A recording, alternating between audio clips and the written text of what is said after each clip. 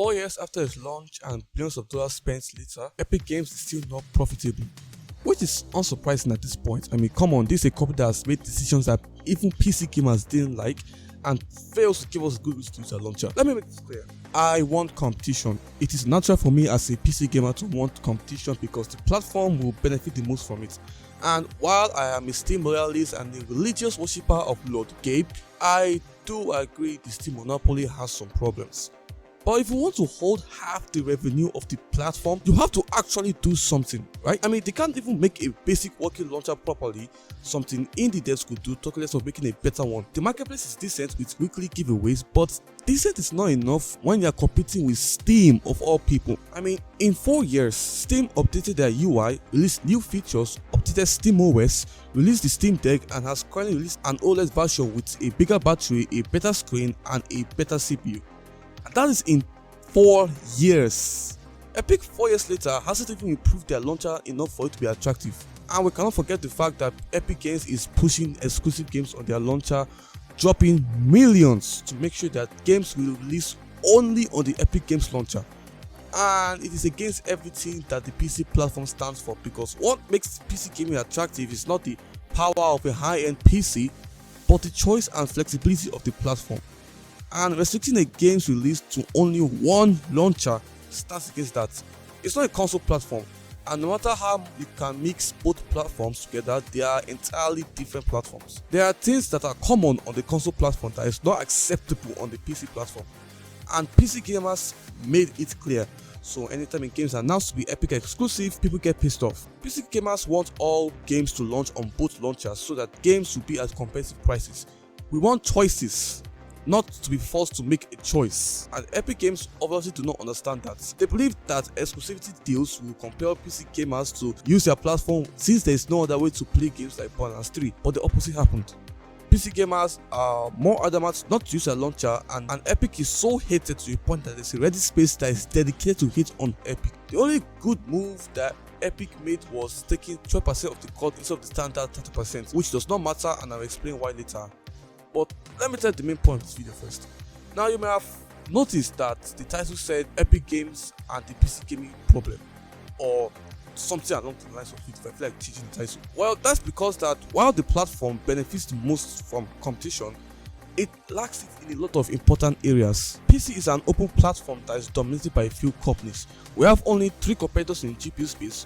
One just came along last year, the other has already started screwing us over with their prices. And while AMD has good budget GPUs and their open source tech, the companies always play with their technologies and has a very low market share. 99% of the PCs we use to play games use Windows, and the main launcher to play set games is still Steam. Epic is yet to prove itself in the market. You see where I'm going with this? PC has a monopoly or a duopoly problem, but the problem is, while it's easy to enter a PC market, it is also difficult at the same time. The tech industry is extremely competitive and has a very high barrier of entry. It took AMD multiple failures to reach the point it has today, both in the CPU and the GPU markets, and it took 20 years for Steam to reach the height it has reached today. To compete in this field, you have to go through multiple failures to understand what to do and what not to do. Which brings me to Xbox.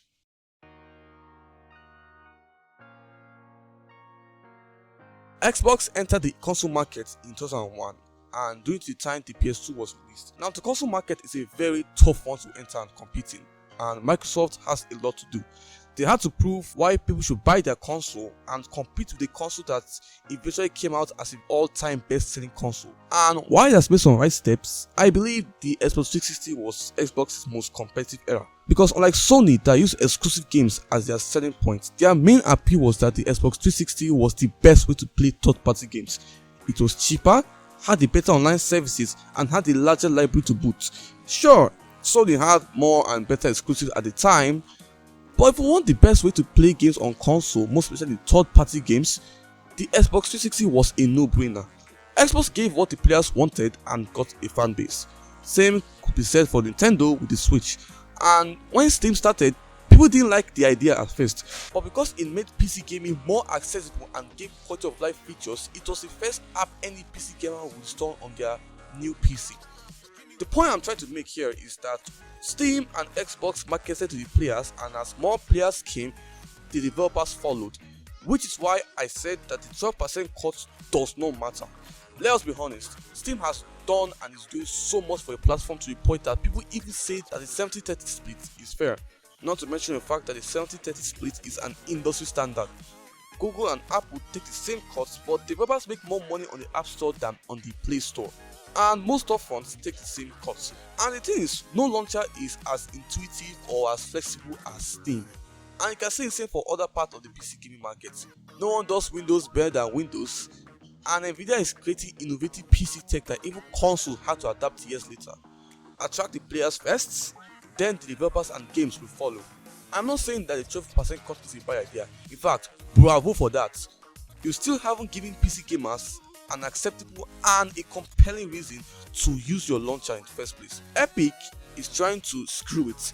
It's using ideologies and principles to sell their platform, and players are obviously not buying it. And it is very ironic for Epic to call out Valve's monopoly when their actions show that they clearly also want a monopoly. We can't even call Steam a monopoly since there are several digital stores that we can buy games from, and Steam's quote-unquote monopoly is just a result of first mover's advantage. Steam is not the only place to buy games, but it is the main place. And no one wants a monopoly because we have seen what happens when a company has a majority of the market share with little or no competition.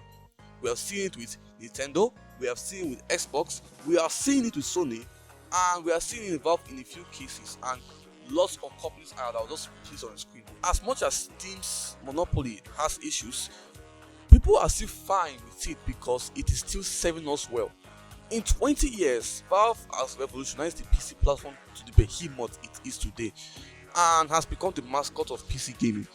It has a hold on PC gaming culture and is the embodiment of what PC gaming is. But what if Steam enters a villain arc? What if the Steam we all know and love is gone? Who do we turn to? A defective launcher that does not have the necessary features expected from a launcher, which again stresses the need for competition.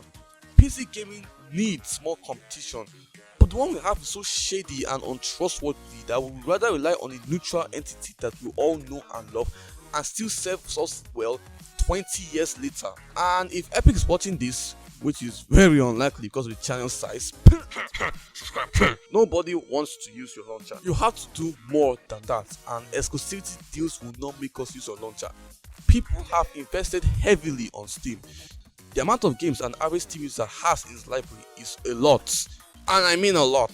It is asking a lot when you expect them to leave a launcher that they have invested so much in to use another launcher, which makes the exclusivity deals even more annoying. So you have to give us a damn good reason to use your launcher. I don't care if you give 88% cut to developers, your launcher is still ours and I don't want to use it, except to play Fortnite.